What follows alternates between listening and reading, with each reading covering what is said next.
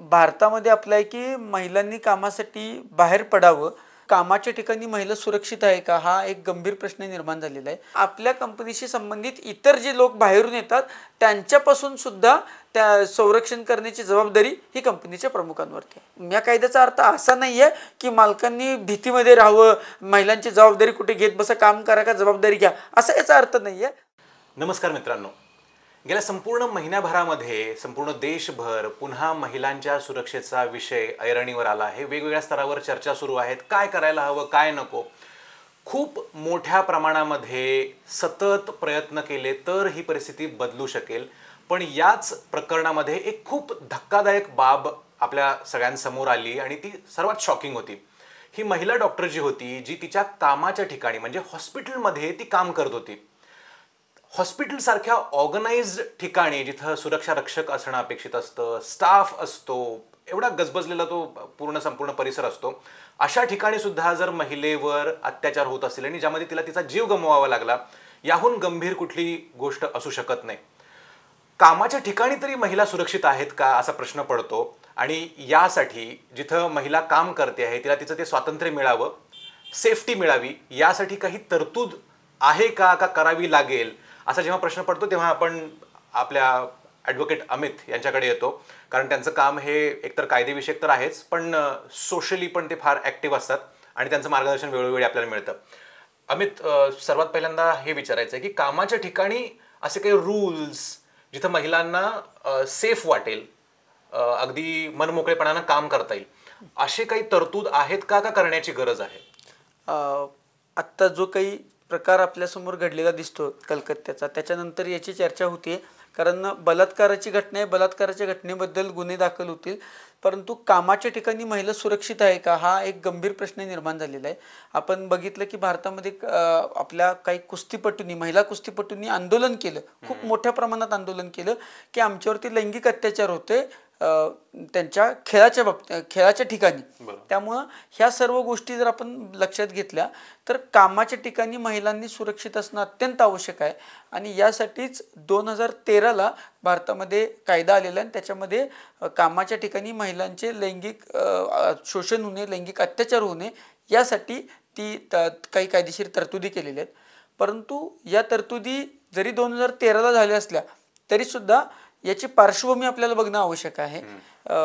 1992 साली भवरी देवी नावाची एक सामाजिक कार्यकर्त्या होत्या, तर त्या सामाजिक कार्यकर्त्या राजस्थानमध्ये काम करत असताना त्यांनी तिथल्या बालविवाह रोखण्यासाठी काम करत होत्या आणि 1 वर्षाच्या मुलीचा बालविवाह त्यांनी रोखण्याचा प्रयत्न केला। तर तिथली जी गुजर फॅमिली होती त्यांना त्याचा राग आला, त्या बालविवाह रोखला गेला म्हणून, आणि चिडून जाऊन त्या फॅमिलीतल्या 5 लोकांनी भवरी देवीवरती तिच्या नवऱ्याच्या समक्ष बलात्कार केला। आता भवरी देवीवरती बलात्कार केल्यानंतर भवरी देवी ही काम करत होती, तिचं कर्तव्य पार पाडत होती, तिची तक्रार घ्यायला सुद्धा पोलिसांनी टाळाटाळ केली। बऱ्याच प्रयत्नानंतर तक्रार नोंद केली गेली, परंतु तिची त्या केसमधून त्या आरोपींना निर्दोष सोडलं गेलं। त्यानंतर देशभरातल्या सर्व सामाजिक संघटनांनी एकत्रित येत सुप्रीम कोर्टामध्ये याचिका दाखल केली। त्याच याचिकेचं नाव Vishakha versus state of Rajasthan. ही केस भारतामध्ये अतिशय गाजलेली आणि महत्त्वपूर्ण अशी केस होती। या केसमध्ये 1997 साली सर्वोच्च न्यायालयानं याची गांभीर्याने दखल घेत कामाच्या ठिकाणी जाणाऱ्या महिलांना सुरक्षा मिळाली पाहिजे हा एक गंभीर निर्णय घेतला आणि सर्वोच्च न्यायालयानं शासनाला प्रत्येक आस्थापनेमध्ये कामाच्या ठिकाणी ज्या महिला येतात त्या महिला सुरक्षित असल्या पाहिजेत याच्यासाठी तरतूद करणं, कायदा करणं याची शिफारस केली। आणि जोपर्यंत कायदा येत नाही तोपर्यंत सर्वोच्च न्यायालयाने काही मार्गदर्शक तत्त्व दिली, ती बंधनकारक केली। आणि त्यामुळे खरं तर 1997 पासूनच तो कायदा सर्वोच्च न्यायालयाचे नियम आले होते, परंतु त्याचं कायद्यात रूपांतर व्हायला मात्र 2013 उजाडावा लागला।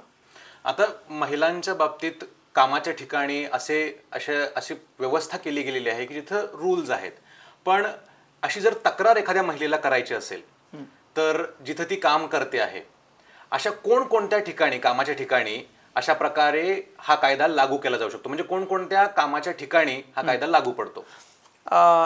मुळात भारतामध्ये आपलं आहे की महिलांनी कामासाठी बाहेर पडावं, म्हणजे सर्वोच्च न्यायालयानं जो मी विशाखा वर्सेस स्टेट ऑफ राजस्थानचा आत्ता उल्लेख केला त्याच्यामध्ये महिलांवरच्या अत्याचाराला बलात्काराच्या पलीकडं महिलांना असुरक्षित वाटणारी कोणती घटना असं इतक्या विस्तृत स्वरूपामध्ये त्याच्याकडे बघितलं आणि त्याच्यामुळं त्या न्यायनिवाड्यामुळं तसंच त्याच्यानंतर आलेल्या कायद्यामुळं भारतामध्ये अस्तित्वात असणाऱ्या सर्व शासकीय निमशासकीय शासन अनुदानित विना अनुदानित खाजगी सर्व आस्थापना मग तुम्ही व्यवसाय करा तुम्ही व्यापार करा तुम्ही उद्योग करा तुम्ही एखादी सेवाभावी संस्था चालवा तुमची एखादी शैक्षणिक संस्था असू दे क्रीडा संस्था असू दे ज्या ज्या ठिकाणी काम केलं जातं त्या प्रत्येक ठिकाणाला या कायद्याच्या व्याख्येमध्ये समाविष्ट केले गेलेलं आहे त्या ठिकाणी येणारी प्रत्येक महिला त्या ठिकाणी काम करणारी प्रत्येक महिला या व्याख्येमध्ये जोडलेली आहे आणि ही व्याख्या इतक्या विस्तृत स्वरूपात आहे की माझ्या घरी काम करायला येणारी माझी कामवाली सुद्धा सुरक्षित राहिली पाहिजे आणि ती सुद्धा या व्याख्येमध्ये येते. अच्छा, आता जर समजा एखाद्या महिलेला याबद्दल तक्रार करायची असेल तर त्याची प्रोसेस काय असू शकते? जर समजा या बाबतीत काही पुरावे द्यावे लागत असतात का? कुणाकडे ही तक्रार करायची? अशी एक विशाखा समिती असणं गरजेचं आहे का? एखाद्या ऑर्गनायझेशन मध्ये विशाखा समिती कशी बनवली जाते? पूर्वी सर्वोच्च न्यायालयामध्ये ज्यावेळेस त्यांनी निर्देश दिले त्यावेळेला त्याला विशाखा समिती स्थापन करा असं सांगितलं होतं परंतु आता कायद्यानंतर असं झालं की प्रत्येक आस्थापनेमध्ये जिथे जिथं काम केलं जातं जिथं महिला काम करते त्या प्रत्येक आस्थापनामध्ये तुमची अंतर्गत वाद समिती गठीत करावी लागते. कायद्याने ती बंधनकारक केलेली आहे. या समितीमध्ये त्या आस्थापनेमध्ये काम करणारी एक सिनियर महिला असेल त्याचबरोबर 2 सामाजिक कार्यकर्ते घ्यावे लागतात त्यामधील एक महिला असावी लागते ज्यांना सामाजिक कार्याचा अनुभव आहे वकिलीचा अनुभव आहे. अशा कमीत कमी 3 ते 4 लोकांची ती समिती तुम्हाला गठीत करावी लागते आणि त्या समितीच्या माध्यमातून तुम्ही त्यांच्याकडे आलेल्या तक्रारींचा निपटारा करावा लागतो. आता ही झाली एखाद्या संस्थेमध्ये असणारी किंवा एखाद्या कंपनी आस्थापनामध्ये असणारी समिती झाली. एखाद्या आस्थापनामध्ये जर अशा समितीच नसतील तर जिल्हा पातळीवरती महिला आणि बालकल्याण समिती शक्यतो याच्यामध्ये पुढाकार घेते तर त्यांच्या माध्यमातून जिल्हा स्तरावरती वाद समिती निर्माण केली जाते आणि ती जिल्हाधिकाऱ्यांनी निर्माण करावी लागते. जिल्हाधिकारी त्या संदर्भात कुणाकुणाला त्याच्यामध्ये त्या समितीमध्ये घ्यायचं त्याबाबतचे आदेश देतात आणि जिल्हास्तरीय समिती एक तक्रार निवारण समिती स्थापन केली जाते आणि ज्यांना ज्या महिला काम करतात ज्यांच्या कामाच्या ठिकाणी अशी अंतर्गत वाद समिती नसेल त्यांना अशा जिल्ह्याच्या ठिकाणी असणाऱ्या समितीकडे त्यांची तक्रार देता येऊ शकते. अच्छा, म्हणजे जसं म्हणा तुम्ही वैयक्तिकरित्या एखाद्या छोटंसं काम करणारी महिला घरगुती काम करणारी महिला ही महिला आणि बाल कल्याण विभागाकडे जाऊ शकते. यानंतर विचारायचं आहे की अशी तक्रार जर करायची असेल तर ती मे बी आता समजा आपण ऑफिसमध्ये म्हणू की अशी एक बॅलन्स समिती आहे विशाखा समिती म्हणून काम करते. जर एखाद्या महिलेला तक्रार करायची असेल त्यासाठी कशा प्रकारचे पुरावे आणावे लागतात? कशा प्रकारे तुम्ही तक्रार करू शकता? त्याची काही प्रोसेस आहे का? ऑनलाईन करावी लागते का? कोणाला भेटावं लागतं? ज्यावेळेस एखादी महिला कामाच्या ठिकाणी जाते त्यावेळेस तिला एक लैंगिक फेवरची मागणी करणं किंवा त्याला तसा इशारा करणं किंवा तिला एखादी पॉर्न मूवी दाखवणं किंवा एखादा पॉर्न रील पाठवणं. आता आपण जे सध्याच्या नवीन याच्यामध्ये बघतो तर आपल्या महिला सहकार्याला एखादा पॉर्न दाखवणं किंवा तिला अश्लील वाटेल अशा पद्धतीची रील फॉरवर्ड करणं मेल फॉरवर्ड करणं एखादा मेसेज फॉरवर्ड करणं किंवा सध्या आपल्या याच्यामध्ये मिडल फिंगर करतात ती मुलांना बरीच सवय तर आपल्या महिला सहकार्याला अशा पद्धतीनं इशारे करून तिला अस्वस्थ वाटेल तिला असुरक्षित वाटेल अशा पद्धतीने एखादी कृती करणं हे सर्व गोष्टी या कायद्यामध्ये मोडतात. जर अशा पद्धतीची तक्रार कोण करत असेल तर त्यांना या कायद्याचा सामना करावा लागेल आणि त्याचबरोबर तुम्हाला ह्या सर्व गोष्टींसाठी जर एखाद्या महिलेला तिच्या प्रमोशनसाठी किंवा तिच्या नोकरीवरती तिच्या पुढचा कुठला एखादा रिपोर्ट असेल याची जर भीती दाखवली जात असेल तर त्याबद्दल सुद्धा ती महिला तक्रार करू शकते आणि या कायद्यानुसार त्या व्यक्तीवरती सुद्धा तक्रार केली जाते. फक्त कंपनीतले कर्मचारी किंवा कंपनीतले सहकारी नाही आहेत तर आपल्या कंपनीशी संबंधित इतर जे लोक बाहेरून येतात त्यांच्यापासून सुद्धा त्या संरक्षण करण्याची जबाबदारी ही कंपनीच्या प्रमुखांवरती आहे.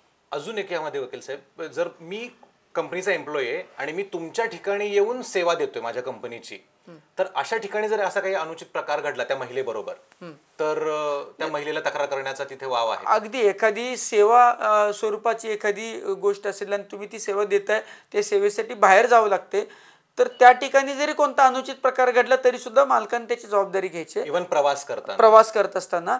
त्यामुळं या कायद्यामध्ये घरातून बाहेर पडल्यानंतर कामाला ज्या वेळेला महिला येते ती कामाला आल्यापासून तर ती सुरक्षितपणे घरी पोहोचेपर्यंत त्याची संपूर्ण जबाबदारी मालकांनी घ्यायची. संपूर्ण जबाबदारी याचा अर्थ फक्त त्या कामामध्ये कामाच्या वेळेला तिला कोणत्या लैंगिक अत्याचाराला बळी पडता कामा नये किंवा तिच्यावरती सहकाऱ्यांकडून तिच्यावरती कोणता लैंगिक अत्याचार होऊ नये आणि तो लैंगिक अत्याचार तिला तिच्या नोकरीवरती किंवा कामावरती परिणाम करणारा असता कामा नये. हा कायदा फक्त कामाच्या ठिकाणी असणाऱ्या महिलांना त्यांच्या सहकाऱ्यांपासून सुरक्षित करत नाही आहे, तर या कायद्यामध्ये एखादी महिला काम करते आणि त्या कामाच्या ठिकाणी एखादा बाहेरून येणारा व्यक्ती असेल, उदाहरणार्थ समजा की एखादी कन्स्ट्रक्शन कंपनी आहे, त्या कंपनीमध्ये एक महिला काम करते आणि बाहेरून त्या कंपनीशी संबंधित एखादा ठेकेदार येतोय आणि त्या ठेकेदाराने जर लैंगिक अत्याचारचे जे काही प्रकार सांगितले त्या पद्धतीने त्या कर्मचाऱ्याला, त्या महिला कर्मचाऱ्याला त्रास देण्याचा प्रयत्न केला, तर त्याची सुद्धा सुरक्षा ही कंपनीच्या मालकावरती किंवा आस्थापनेच्या प्रमुखावरती आहे. इव्हन ज्या कॅब्स ड्रॉप करतात त्याबद्दल तुम्ही सांगितलं होतं त्या महिला. हो, नाही त्या म्हणूनच सांगितलं की त्यांची संपूर्ण जबाबदारी ही यांची आहे की एखादा कॅबचा ज्यावेळेस कर्मचारी असतो तो कॅबचा कर्मचारी तुम्ही कॉन्ट्रॅक्ट बेसिसवरती त्या कॅबला नेमलेलं असतं, त्यामुळं तो तसा तुमचा कॉन्ट्रॅक्ट बेसिस दिलेला असतं तरी तुमचा प्रिन्सिपल एम्प्लॉयर तुम्हीच असतात, तुमची जबाबदारी आहे. त्यामुळं प्रिन्सिपल एम्प्लॉयर म्हणून तुम्ही तुमच्या महिला कर्मचाऱ्यांना सुरक्षित वाटेल असं वातावरण तयार करणं. या कायद्याचा अर्थ असा नाही आहे की मालकांनी भीतीमध्ये राहावं, महिलांची जबाबदारी कुठे घेत बसा, काम करा का जबाबदारी घ्या, असा याचा अर्थ नाही आहे. तर या कायद्याचा अर्थ असा आहे की महिलांना मोकळेपणानं काम करता यावं आणि लैंगिक अत्याचारांच्या घटनांपासून त्यांना संरक्षण मिळावं, हा या कायद्याचा मुख्य उद्देश आहे. अच्छा, आता ही तक्रार करण्याची प्रोसिजर काय असू शकते?